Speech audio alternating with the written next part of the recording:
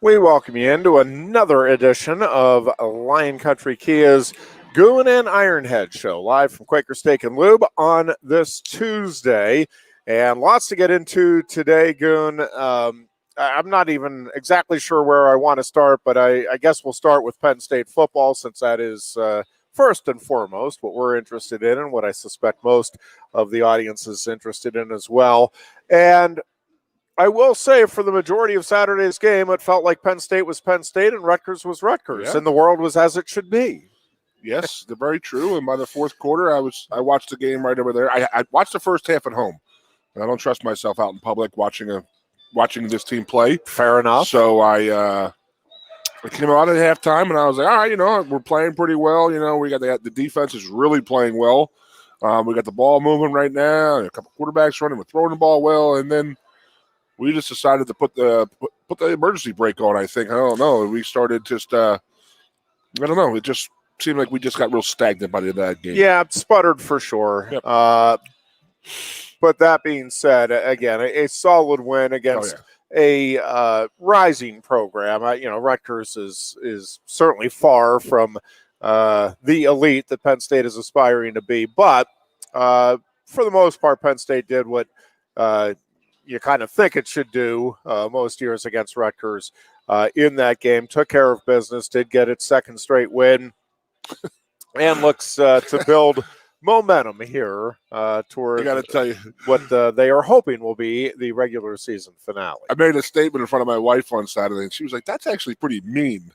And I said, they're still Rutgers. You treat them like Rutgers. You beat the tar out of them. Uh-huh. Put them back in their little New Jersey hole and say, we'll see you 364 days from now. You go out and talk all you want, chirp, chirp, chirp. Just do what we did for the last 50 years to them. And she was like, that's actually mean. Except for when Dick Anderson led them. It is, REA. the only victory still for Rutgers over Penn State. I visited Rutgers.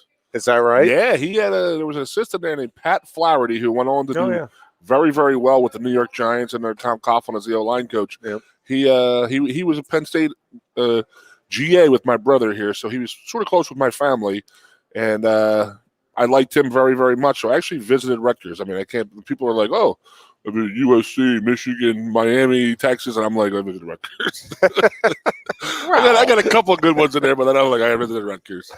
But yeah, it was when it comes to the recruiting thing, if you do like the guy recruiting you, you're gonna take a chance, See, if I had that type of ability, which I did not, but if I had that type of ability, I think I would have taken my visits to Penn State, San Diego State, Hawaii. I don't know if this is true, but there is probably rumor, Miami. There is a rumor about a visit to Hawaii, that if you don't commit or go there, you actually are billed, because it's not a free trip to the islands. I heard that would make some sense, but the theory behind it, though, is still the sentiment behind my statement. I visited Florida State when they played Florida State versus Florida in December of 1990. We lost the playoff game on a Friday night, and then the next Friday I flew down there for an official visit to Florida State, and it was pretty damn unbelievable. That was a pretty cool environment. So, a couple of things on the game Saturday, this past Saturday. I did think the coaching staff, I think there were some adjustments that were made that probably should have been made earlier in the season, and I still think there's some disappointment with how quickly some things have been recognized by the coaching staff this year and making the adjustments. But I do think they played to Sean Clifford's strengths. Clifford looked better, but I think it had a lot to do with the way they were running that offense. Not asked to do too much, not to put too much burden on him. And I don't know what to make. I'll ask you, since you played the O-line. I'm still not sure, because Michigan and Rutgers, watching that game, you felt that was an even battle. Throughout, but up front. It seemed like that they were. Penn State dominated. Did well against Michigan, but just dominated Rutgers on both sides of the line. But that offensive line taking control the way it did, I want to think that, okay, it's just that this offensive line now has put everything together, and it is a world beater. I don't know if it's that as much as it is that Rutgers is just that porous at this stage of the season. But man, that was the most unexpected part of the game to me, was just the complete control that Penn State had at the line of scrimmage. Well, we've talked about all season how it's so hard for these offensive linemen to get their timing down, their continuity, and their precision. So you're seeing signs of it. We're in week 6 right now. Yeah. These guys did not have a preseason camp. They did not have a spring practice. I mean, you're starting to see where, not having live practices or live action in the springtime and in the preseason camp, where that leads to some bad stuff. And now other teams did much better than us. But we were breaking in the new offensive line coach. We had some fluctuation at tight end with Fryermuth getting hurt. But I mean, you're really seeing this offensive line beginning to dominate the way we thought they were the whole year, the way they should have been from day one. But again, it's 2020. There's a lot of blame to go around, and with no practice time, no live work. Are we playing this week? We're not playing this week. Season's canceled, season's on. So you can definitely see a result of that with this offensive line in the first few weeks, and now we're starting to I guess bear fruit. The fruit of our patience of waiting for these guys to really take games over, and they are. Yeah, and I thought the energy level, we talked a lot about that on Thursday. The Penn State had to match, and it did. Every bit and then some. I mean, Penn State played with a lot of passion, and it was fun to see. And again, for whatever reason, and COVID, I think, certainly bears some blame here. But, I mean, the passion these last couple of weeks is what we've come to expect from a James Franklin coach Penn State. Yeah, we've been hard on them. I know Chris is behind the camera right now, but, we do the obligatory show on there. And the media has been hard on these guys. Like, we're all fans first, but we've actually been hard on this team of what they've had to put up with, and some of their effort and performance and stuff like that. So, in my eyes, if they have to use the it's us versus them mentality to get them jacked up, guys, go right ahead. Whatever is working for you, keep doing it, because the last 2 weeks have been very, very impressive in my opinion. I don't know how impressive the other teams were, but a win is a win in this league. Yeah, and the fact that they're playing games is we'll talk about soon enough is good enough. Yeah, and listen, we'll knock on wood here, but I think Penn State is going to get through the entire, at least the regular season, playing all of its games. That obviously remains to be seen here for this Saturday, but I mean, as of now, it's looking like that's going to be the case. Unlike some other programs. Yeah, and I do think there is something to be said, and it's interesting because you talk to 10 people and you get 10 different opinions, and that's even more so with sports fans and even more so with COVID. So when you combine sports fans and COVID talk, try to get a consensus on anything is impossible. And I have a lot of folks in my circle of friends that think both the Big Ten and then Penn State as well, even more so, overly cautious when it comes to the virus. But I will say, you look around this conference and around this country, there are not a lot of programs that are getting the full schedule in. And I get the Big Ten's only, their full schedule is 8 games. Still, the fact that you are getting there, I do think there is something, I'm not going to sit here and ascribe not just missing games, greatness, but having a big breakout. Well, and that's what I'm saying is I do think there is some credit that should be doled out to James Franklin and Penn State and this staff for doing an effective job with the virus to give these kids the opportunity. And I get 2-5, and if they win this week, 3-5 isn't going to. People aren't going to be throwing a parade because you did well with the COVID. I get that, but first and foremost, what people say they want is a coach that will get the kids academically to do well, community-oriented, and I think this is part of that community-oriented. And you want a coach who is looking out for the well-being of his players, right? I mean, I'm talking about both a parent and fans perspective, I guess more so probably parent, but I think fans take pride, and we we were rooting for a team that, the success with honor. I mean, there's a reason that resonates with people, and you want to have good people doing good things, and yes, a good football team. And I get that the good football team part didn't come this season, but I really do think there's some credit that is deserved to James Franklin and the coaching staff and the university for keeping this program healthy enough, the kids healthy enough. And again, their biggest problem really with COVID this year has been the false positives, right? I mean, that's been the biggest problem for James Franklin and his staff in dealing with this. I mean, aside from obviously the schedule and everything else, but I mean, and so I think, again, I'm not going to sit here and say he deserves Coach of the Year for keeping COVID relatively at bay, but I do think there is some credit that ought to be recognized. Yeah, Wayne Sebastianelli and the training staff and the medical crew here in State College deserve a lot of credit. I go back to to August when Journey Brown, tested positive for the coronavirus, and they started doing testing on him, and they found his heart issue. Yeah. I mean, if he does not get COVID, is that being tested for? Yeah. Or does that rear its ugly, grim head in the future for Journey if that wasn't discovered? So, I go back to talking about Wayne Sebastianelli with Adam Telefero. I mean, I texted it when Adam was going through that, watching that video the night before we came on the show. I texted Wayne that night and I said, "Hey man, I just really want to thank you. You always did take care of us like we were your sons." Yeah. I mean, it's a horrible thing that we've had to go through, and we're going to get through it. Hopefully, I mean, I still have a little. Me and Chris were talking before. Wouldn't that be the most Sparty thing of all time to say? We're done. We're good. We don't feel like Never playing mind. this week. Go ahead. So we'll talk about Ohio State, Michigan. But I mean, what if Michigan State does call and say, "Hey, we're done. We got a couple guys right now. We're out." Could Ohio State call Penn State and say, "Let's go again. Let's roll it"? Yeah, I think in conference, I think that is permitted. I don't know. But it has not been done yet, right? This year, I don't think there's been any game that was not on the third version of the original schedule. Yeah, I was going to say the original schedule. It's like, not really the original, but the most recent original schedule.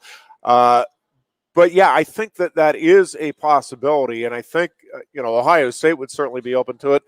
And listen, I think Penn State, I'd roll it out there. Yeah, I think they'd be fine with getting another opportunity.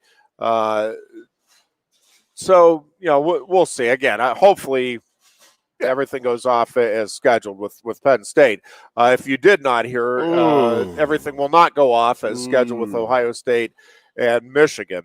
And congratulations, Harbaugh! You finally got your win over the Buckeyes. Well, he told that locker room, "We are not going to lose to the Buckeyes this year. Not on my watch, baby. I promise you." And promise fulfilled. Listen, it is. It's a god awful situation, right? I mean, you don't want, and it's certainly not. You go back to Dabo Swinney and everybody's upset when a game is canceled for any reason. And when you get rivalries and heated exchanges involved, it just adds to it. I'm just, and there was a time where I probably would weigh in passionately on this. I'm not. I've gotten to the point. I don't know if it's just weariness from COVID or just I'll ask you. Trying to recognize what's out there. I'm just telling you, as I was talking about earlier, you can talk to 10 different people. I mean, I have my own thoughts on how everything should be handled, and I'm not a scientist. I'm not an economist. I'm none of those Jim, things. I'm not a doctor. So my opinion's worth even less than the average opinion. But again, you talk to 5 different doctors and you get 5 different. I mean, there are still doctors out there insisting that the masks are creating as many problems because people aren't wearing them properly, are creating as many problems because people think they're safe while the mask is down below their nose and that sort of stuff, not the masks themselves. But I mean, you talk to, and there are other people that, well, at least having it over the mouth is doing something. So you'll get, with 5 different doctors, 5 different economists, you get different opinions and different thoughts. And to Penn State's case, again, there are a lot of people I talked to that, man, Penn State, way overboard. Big Ten, way overboard.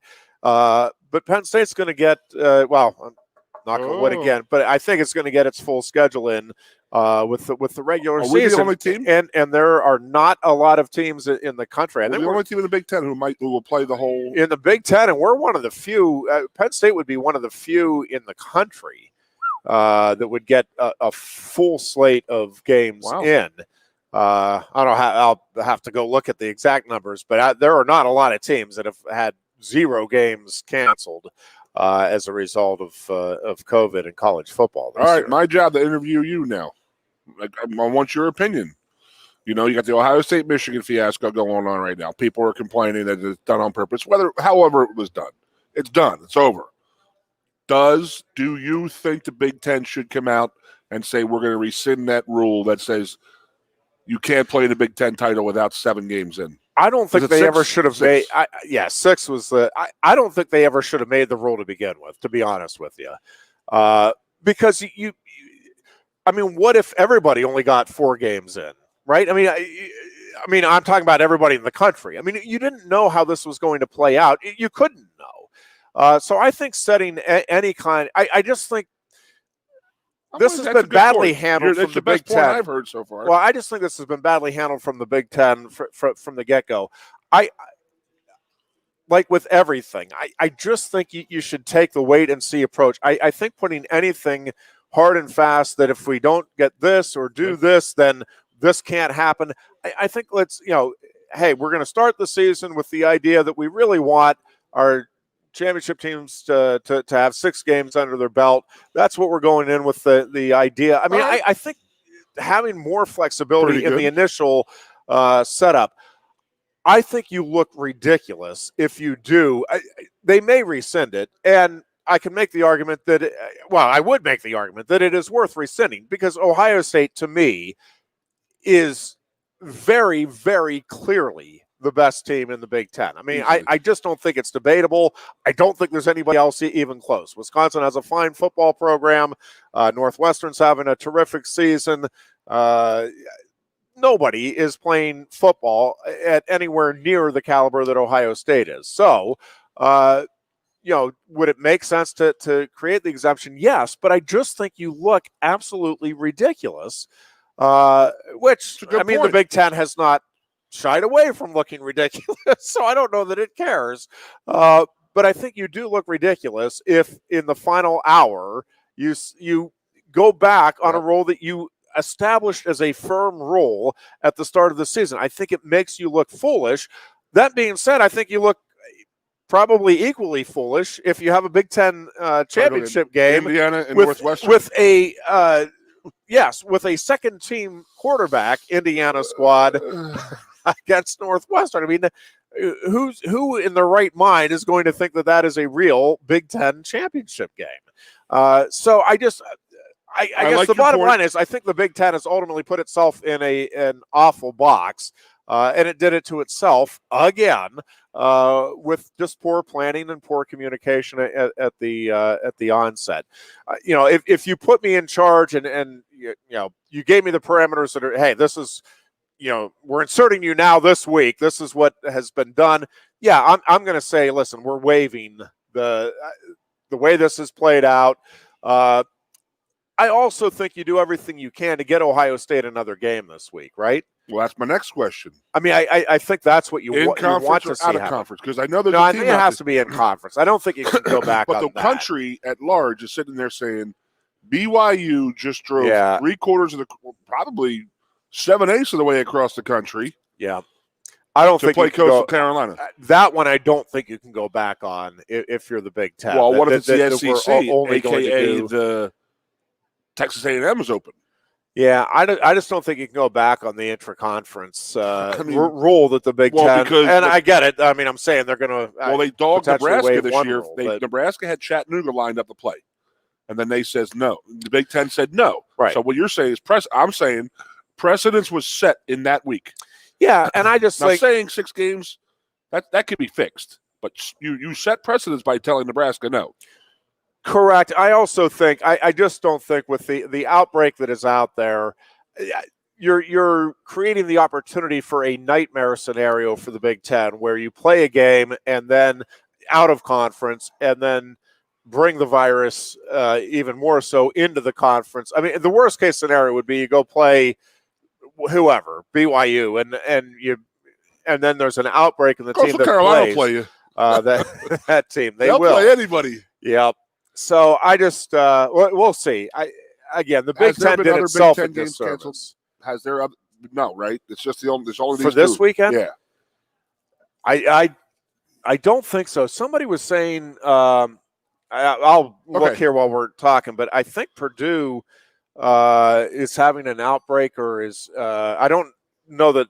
I don't think any game has been canceled or anything at this point. I believe Purdue would be playing Indiana, right, in their end of season rivalry game. Yeah. So my thoughts on this whole thing is keep it. You're right. Precedence was set versus when they told Nebraska, and then Nebraska was also very lippy during this whole thing. Wow. So I think the Big Ten was doing nothing very. They were going to do Nebraska no favors. So you're right. Precedence was set. It would look much worse if they go and let Ohio State do what they didn't let Nebraska do. But if they can find somebody in conference to play, even if it's a repeat game, like we said, if Sparty cancels out on us, we'll strap it up. Let's go. Bring it on. I hope our kids are competitive enough to want to do that. See, the reason is this. I want Ohio State in the final, in the college football playoff. I've been thinking about the scenarios, and then the mailman brought some scenarios up the other day on the obligatory show. What if Florida upsets Alabama in the SEC title? Yep. And then we're doing all this, and Ohio State may get rubbed out anyway. Yeah. Then you're going to have Clemson playing Notre Dame. So the winner of that, if Clemson wins, and then it's okay, their losses scratch out, they're both in. So Ohio State's looking out on the outside, looking in again. But the way I'm looking at it is, does the college football playoff want a third game of Nebraska? I'm sorry, of Clemson versus Notre Dame, especially twice in 3 weeks. I don't know. Well, if they were the 2-3 team. So here's my selfish story, and I just want Ohio State to go out and play Notre Dame, or Alabama play Notre Dame, or Clemson play Notre Dame, and absolutely destroy them. Set their program back 10 to 15 years if they possibly could.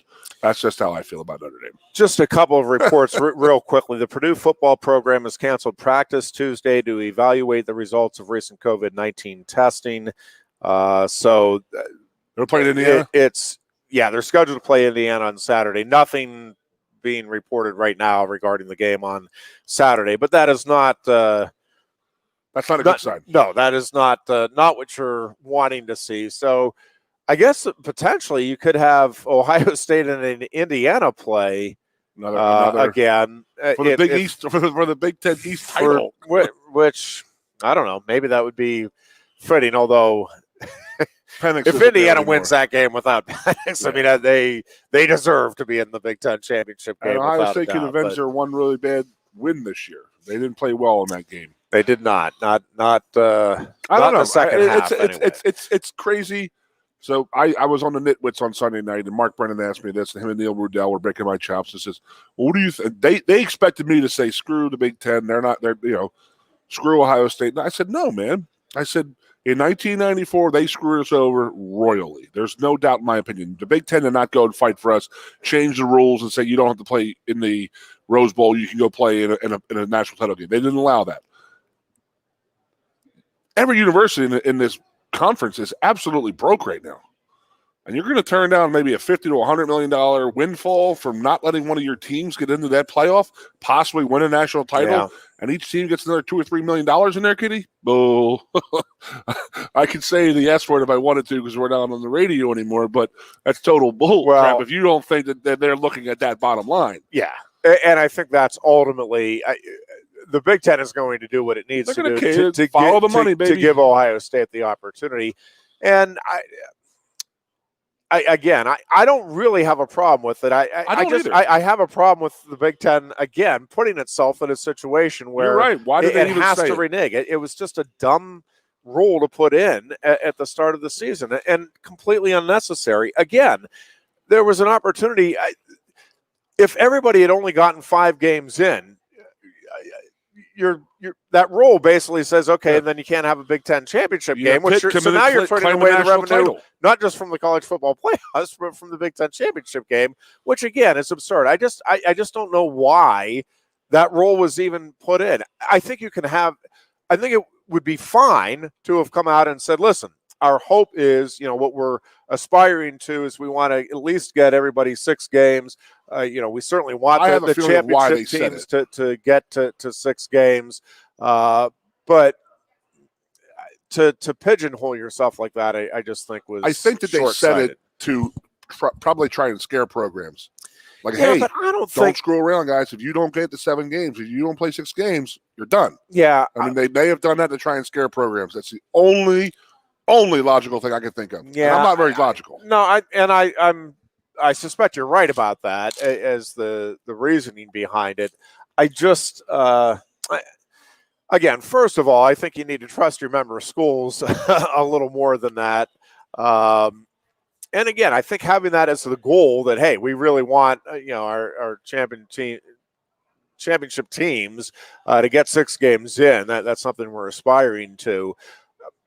But to just set it as, listen, that has to happen or you can't play in the Big Ten championship game, I just think was foolish, regardless of what the motivation was behind it. Back to the and real I think point. You're right. That is why they put it in. They wanted everybody to be compliant and taking this seriously. And but I think everybody was. I mean, I just and maybe to varying degrees. I guess you look around, even in the NFL, not every program, not every organization is taking the same precautions as others, but I don't know. I think at some point you have to put in the protocols, trust that your member schools are going to follow those protocols, and take your chances. Crazy to even think about. The whole thing is Harbaugh gets his win. I mean, we talked about this 3-4 weeks ago when Ohio State had their little break. I guess it was long ago, like maybe sooner than that. But he was setting it up 2 weeks ago. Yeah, they didn't play last week. What's the problem? You're 2 weeks out from this breakout. Like, I don't understand. Every other team has come back from 7 to 10 days. You're 2 weeks out. It's just him. I don't know. There's no other way to explain it, in my opinion. That's just how he is, I guess. We will take a break here. I want to talk some Steelers football when we come back. I'm not as upset as some fellow Steelers fans are at the loss last night. I'm not thrilled with the way they played in the second half. I'm with you on that. You're a liar. But I'm really not. If I would exchange that loss for a win over the Bills and a win out in a heartbeat. I'd rather lose that game to the Redskins and then see them come back and beat the Bills than vice versa. For several reasons, and we'll talk about that when we come back as we continue with more on the Lion Country Kia Goon and Ironhead show.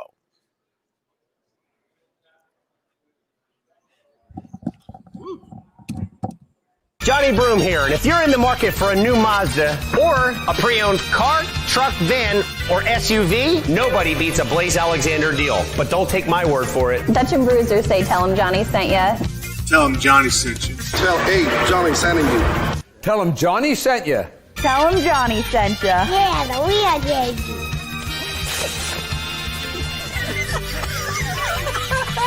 Tell him Johnny sent you. And remember, Johnny sent you. Introducing the new dusted Ghost Pepper at Quaker Steak and Lube. 11,700 SHUs of fire dusted on award-winning wings. Try it, or are you afraid of the heat?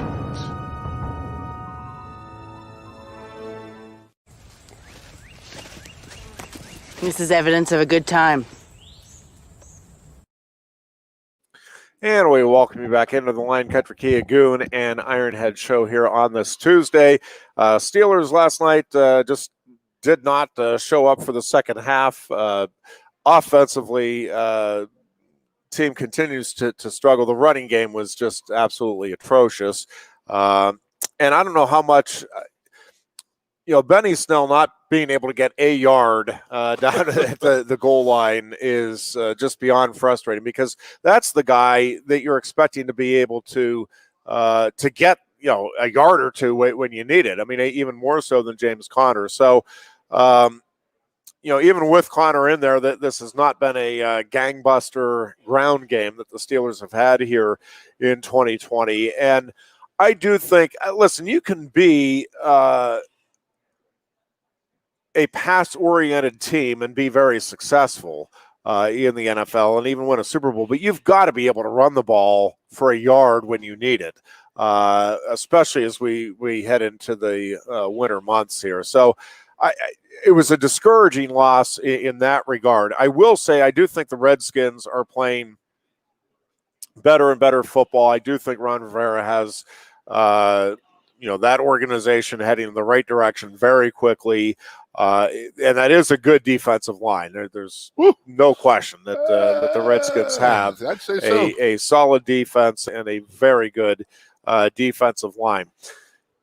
Here's the thing, I don't think the undefeated thing at this stage was really a big deal to the Steelers, but I think as you get closer toward the end of that regular season, right, it starts to mount. God bless the 72 Dolphins. I'm sure they had a raucous night last night, as much as the geriatrics can, and they deserved it.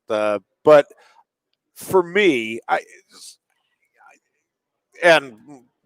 putting my black and gold glasses on, admittedly, but I just look at these last couple of weeks with the Steelers' schedule, and I just think it's been a lot. You're asking, most of these guys are family men, and you're really creating havoc with schedules and with demands on time and keeping yourself open. I mean, that Ravens game from Thursday night to Sunday to Monday to ultimately Wednesday afternoon, and then you come back with another 5:00 game on Monday. So,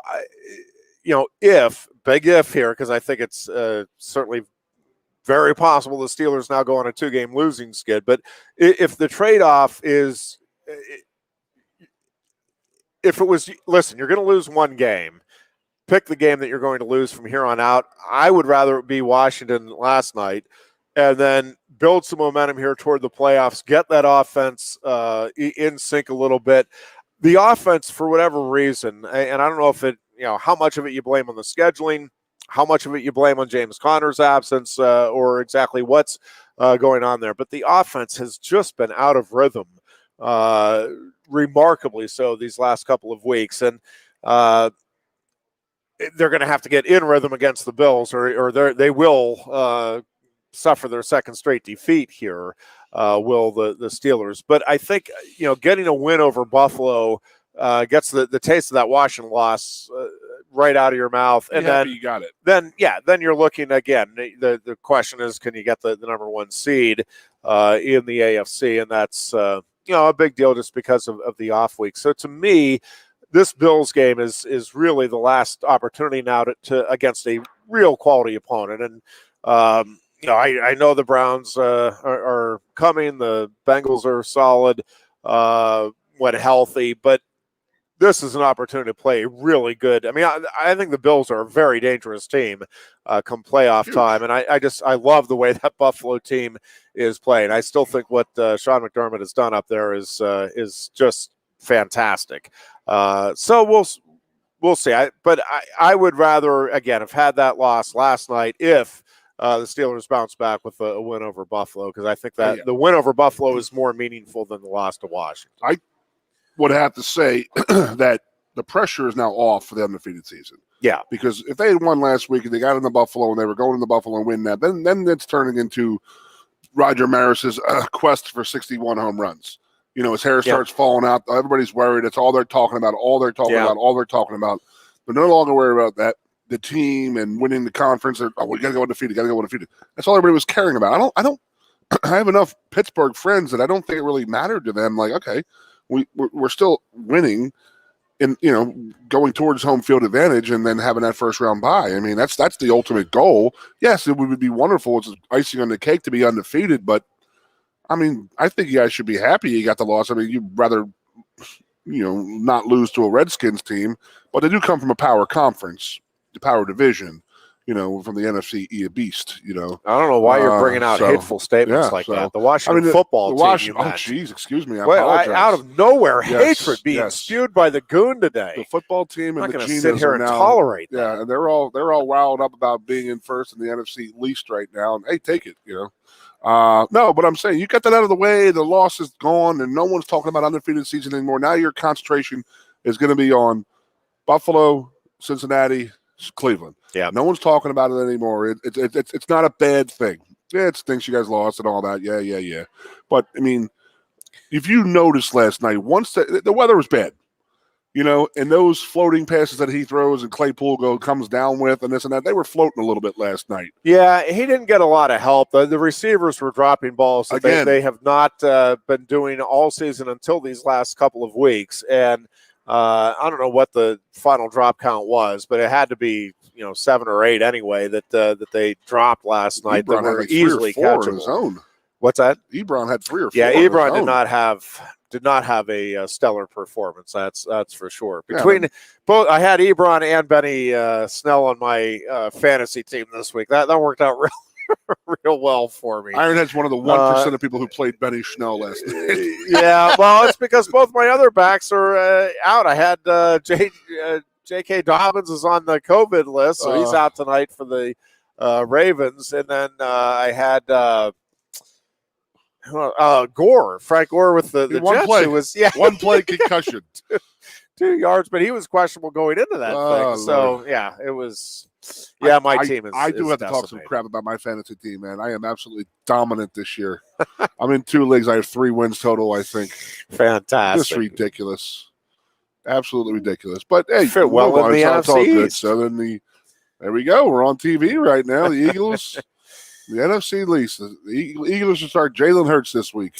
And really, I mean, they didn't have any choice, did they? I mean, Carson Wentz right now, and whether it's his fault or not, I don't even. I mean, I haven't watched enough of the Eagles to weigh in on that. You're missing a ton, dude. You're missing it. But he clearly. I mean, his confidence at the moment certainly appears to be shot. So I think, I just don't think you have David a choice. Carr dropping back right now. Well, I think if you're going to go try to win games, you just can't put him out there right now. He's got Deacon Jones and then LT coming after him, and he's David Carr back there, or Ron Jaworski in the early 80s. That's exactly what Wentz looks like. So what I watched last night? One of the games, it was Josh Allen. I'm watching him play, and I'm like, dude, this guy has improved so much. And they were talking about how his accuracy has picked up, and it's like, dude, he didn't throw a bad ball the whole night. So I'm watching this guy play last night. I'm watching him play. The pocket starts breaking around. And he just tosses the ball out of bounds. What's he, a third-year player? Carson Wentz is going to go beep, beep, beep, beep, beep, beep, beep, bop around, and then take a hit off the right tackle, the right defensive end, and then turn in and get hit by the nose tackle, and then get slammed to the ground and by the other defensive end. So, I mean, what's going on there? Why has he regressed so much? It's just it's beyond me. And there are a lot of theories out of Philadelphia that he doesn't have a quarterback coach. Frank Reich was his guy. No one is making him accountable. And we're talking about Carson Wentz. Yeah. No one's holding Carson Wentz accountable for his play right now. And it's showing right now. I mean, they're showing highlights right now, and he does look like Jaws in 81 right here. Jeez Louise. So, yeah, I mean, and then you watch Alex Smith play last night, another guy last night. Did you see that? Did you see his foot? When you saw that, I was like, what the hell happened to his leg? Yeah, I thought it was Kurt Schilling out there for a minute. Now you ruined my day now. I could have gone a whole 10 more years without hearing that name on this show, Ironhead. Oh, Lord. No, but then they showed how he cut his leg. That was pretty nasty. And then they show him on the sideline. He's got a gaping wound in his leg. It's bleeding all over his foot. And he's on the sideline reading the tablet of the defensive players. I said, that's a tough dude right there. Now, that's what happens when you basically lost a leg. Well, that's the first thing I thought. A year earlier. That was the first thing I thought. I was like, oh, Jesus, that's his bad leg. And they were like, then the announcer with the guy with Moose Johnston, I don't even remember who it was, he specifically say right off the get, that is not the lead that has had 17 surgeries. Yeah. 17 Ironhead. Yeah, it's a little bit. No, but I'm going to tell you right now, your hands are full this week with that Buffalo Bill program. Oh, there's no question. They're the team that's trying to get into this the next realm of the AFC, and this is how they do it. They got to go in there, play against the Steelers, and see what they can do. They're going to roll it out there. And listen, under Mike Tomlin, what the Steelers tend to do is again play every game close. They tend to rise to the. And I'm really curious to see if that is what happens this week, because they tend to play the best teams right down to the wire. The problem is they also play the worst teams right down to the wire, and it does seem like every year the Steelers lose a game that you just absolutely scratch your head. This one is not even as much of a head scratcher to me. I think that Washington team is better right now than that record would indicate. And I do listen. I think they've got a great coach. I think they have a really good quarterback, and I think their defense is on the brink of being really special. And the Steelers' defense obviously is really special right now. And I think that matchup with the Bills is really intriguing here on Sunday night. Very good news, because when you get down, I was like, oh boy, here we go. When you get down two guys at the same spot, that's where you start getting. When he ripped his helmet off, that was one of those like, oh man, that's not good. He felt something, but I guess they announced that he does not need surgery, so that's more probably an MCL type of thing. Yeah, 2 games out, he'll be back. Yeah, if nothing else, he'll be back for the playoffs. Fantastic fill-in, by the way. Spillane, and then some. Yeah. No, he has he has definitely risen to the occasion in a big way. And the NFL keeps churning along as well. That's a question. Just like big time college football. My buddy Eric. Eric Thomas down in Harrisburg, right? Yep. Made a great tweet last night. I would trade Thursday night football for a double Monday night game every week. I'm with you, dude. It's awesome. Yeah, I will say, as somebody who generally likes to go to bed around 9 and get up at around 5:36. The 4:30, 5 o'clock kickoff for the Steelers has been phenomenal. I am a huge fan of that on the weekdays. That because it gives you something to look forward to at the end of your workday, and then I'm still able to get a good night's sleep when I'm used to getting a good night's sleep. So that part of the scheduling for me has worked out beautifully. I would love to have. I like that. A doubleheader. You're a West Coast guy. 2 o'clock, you're 100%. 2 in the afternoon on Monday, you're watching. But I don't know. I've done worse things. Even earlier in the day, buddy. Any news, Booch? Anything come out since we've started? No cancellations. Nothing. There's no updates. No, it is going to be interesting to see how this does play out here with Ohio State and the Big Ten and the college football playoffs in general. As you said, there are still a lot of things that can happen here as far as games, upsets and whatnot. Pretty hard to imagine now, as we sit here right now, how Alabama's not in. And certainly the winner of the Clemson Notre Dame game. Does Ohio State deserve to be in right now if they don't play this week or next? If the criterion is that you are getting the four best teams in the country together for the college football playoffs, yes. Ohio State, to me, I think Ohio State, Alabama is the only team that I would say is that I would favor over Ohio State right now, and I would not favor them by much when Ohio State, if Ohio State's healthy and all of the coaches are on the sideline and all of that, I think that would be a heck of a game this year. Is what I think. And I think those two programs, I think those two teams this year, I would put a little ahead of Clemson and Notre Dame right now. And listen, you can argue all day on all different ways, but I think Alabama and Ohio State and Clemson, to me, are 3 teams that as we sit here right now, definitely should be in. And I think Notre Dame at the moment should be that fourth team based on what I've seen. I mean, I think they have the right 4 teams in the top 4 right now. Again, Mailman made a point. It's got me thinking. That can change here the last as hour. we go out. I've been thinking about that. What if Florida upsets them, and then well, that'd be complete. I think if that happens, then Ohio State gets bumped. I really do. Do you think that they would be? They're not going to drop Alabama. No. Do you think? Well, they'll drop Alabama, but not out of the not top out. 4. But probably Notre Dame and Clemson, they're going to play unless again. Florida. I mean, if Florida. Hard to envision the scenario. I mean, if Florida beats them by 3 touchdowns or something, I don't know. I don't know that you wouldn't take Alabama out. Again, it's going to depend in part on what else happens, Notre right? Dame, I mean, Notre Dame, Clemson, Cincinnati, Texas A&M. Oh I don't know. I'm glad I'm not the one making the decisions right now. As we sit here right now, I do think it is clear cut that those 4 teams are the deserving 4 right now. Again, we'll see how the season plays out and what other teams do. But I don't think there's anybody with a really compelling argument. BYU and Texas and Cincinnati to me are interesting stories, but and it's college football. Again, anything can happen on a given day. But do I think that either Cincinnati or BYU or Texas A&M or anybody else on down the line are as good as those top 4 teams right now? I don't. Then again, that can change. That's why you play it out. You could see somebody roll here the next couple of weeks, and maybe that team is as good or better. But right now, as we sit here, I think it's crystal clear in my mind that they have the right 4 teams right now.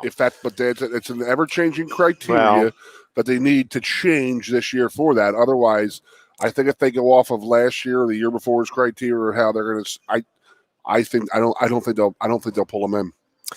At what 5-0? It's going to be very interesting. I'm really curious to see how this week plays out. We'll keep an eye on what's happening with Purdue. I don't know how fair, and I don't know that fairness plays into this in a season where everything's unfair. I mean, at what point is Purdue going to have to make its call on whether or not it can play a game on Saturday? You're not practicing on Tuesday. Right. So, you would think tomorrow, right? Well, can you fairly or reasonably expect Indiana and Ohio State to then get ready for each other with a Wednesday? Hey, by the way, Ohio State, you actually are playing a game. We were just kidding about that cancellation, and this is going to be your opponent. And same thing with Indiana. I mean, right now they're preparing for Purdue. That's a pretty significant change 2 days, 3 days before a game to be playing an entirely different team. So I don't know. I don't know. They set the market, man. Yeah, I don't know what the likelihood or possibility of that is, and I don't know if could they postpone until a Monday night? I don't know. I mean I don't know what all you can enter in here as possibilities, realistic possibilities when it comes to the conference and trying to work this out for everybody so that it's what do we got? 29 more, a reasonable situation. 23 more days of this freaking year. Get it over with, for God's sakes. My Lord, get it done. It has been a rough year. There's no doubt about that. Speaking of rough, did you happen to watch the second half of that Penn State basketball game? Oh my goodness gracious! I was getting phone calls. I got my Illinois guys. They're huge. They're both Illinois football players, and they're both like, oh, Illinois basketball this year.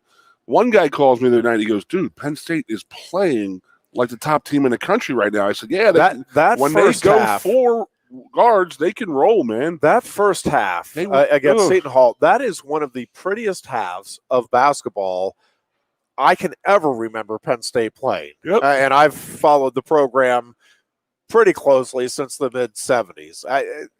There are not many halves that you would point to and say, no, clearly that was a better half than what Penn State put together last night. But again, their inability to close games, Goon, it's amazing. And they were able to pull out the win over VCU, and that's a good win, and all credit to them for finding a way to get that one done. But boy, this one with Seton Hall, I mean, you talk about giving a game away, and the shot selection, I just don't understand. And I get basketball as a game of spurts, and that's always been the case. And the best teams go through those bad spurts where they give up 10, 12 points in a row, whatever. But the shot selection down the stretch, you just would not believe that was the same team that you watched in that first half, where they were just making the right decision on everything. I mean, the right pass, the getting the open look, drilling the shots. I mean, everything was together. It wasn't just that they were missing shots. Again, it's one thing if you get a little tight and you're missing shots. It's the shot selection was just beyond baffling and maddening. And the timing. And 20 seconds ago, when they're rocking up points, and they try and save the lead here, guys. It just.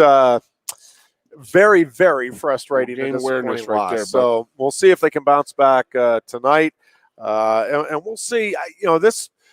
This is an interesting team because the talent that Pat Chambers accumulated is there largely, and they again that first half last night against Seton Hall was as good a first half as I think you're ever going to see a Penn State basketball team put together.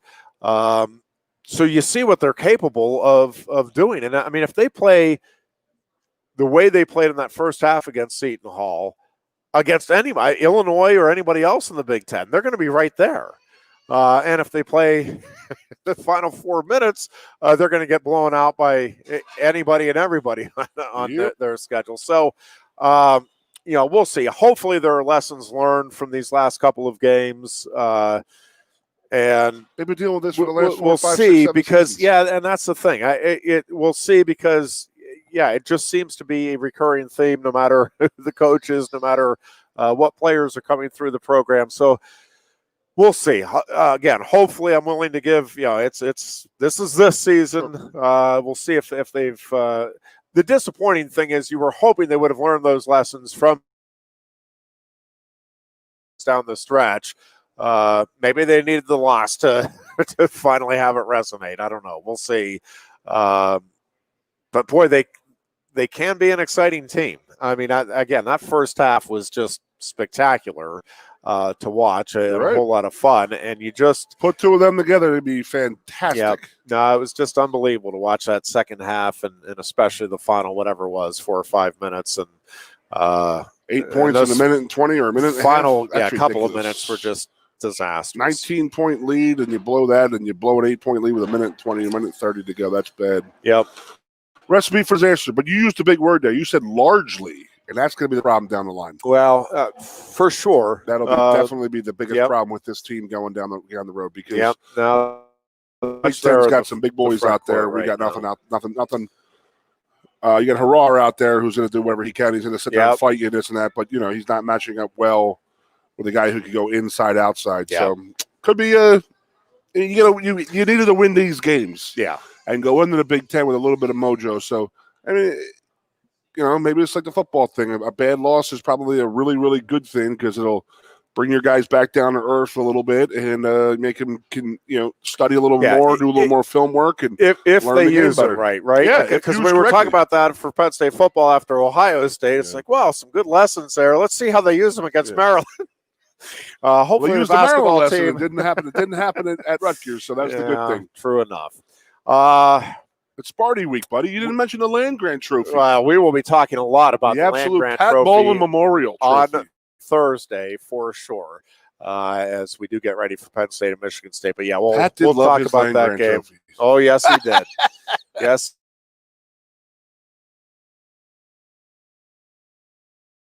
Let's see.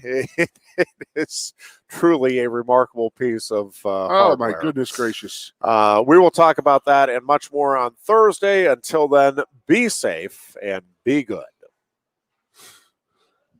Johnny Broom here, and if you're in the market for a new Mazda or a pre-owned car, truck, van, or SUV, nobody beats a Blaze Alexander deal. But don't take my word for it. Dutch and Bruiser say tell him Johnny sent ya. Tell him Johnny sent you. Tell Johnny sending you. Tell him Johnny sent you. Tell him Johnny sent ya. Yeah, the weird lady.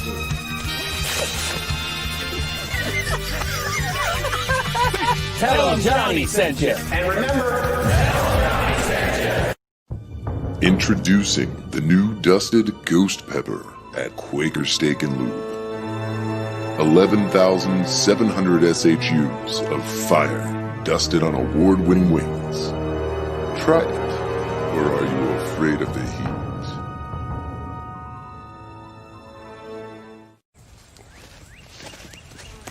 This is evidence of a good time.